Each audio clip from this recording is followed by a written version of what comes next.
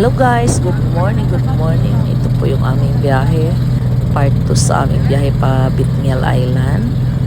Ito po yung karagatan nila, yung kanilang white sand talaga, yung kanilang mga beach dito. Maganda po ang lugar ng Gibitngel. So yan po.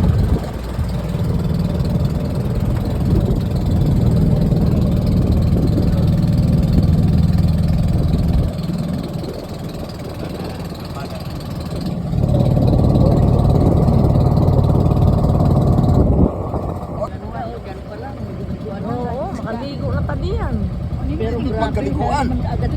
Ano ba ito pa matagpatastik? Ito na ni. Ha? Oh, fantastic mo na po. Ato lang po dito. Nindot siguro matulog diri oh. Oh, di hayay kay na din na. No? Bugno ba kay kuan din na hangin.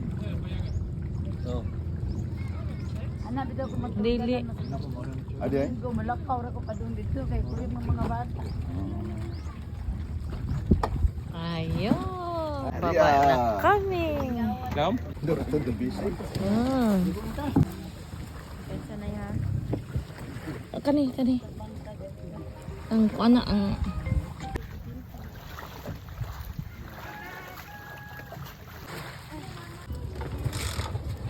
And then pagkatapos po namin nag-lunch diyan, nagbiyahe kami papunta sa backyard. Doon sa pinakasadya po natin, doon yung church natin. Ayan, sumakay lang kami ng motor. So, ayan, may kanya-kanya kami sinasakyan ng motor.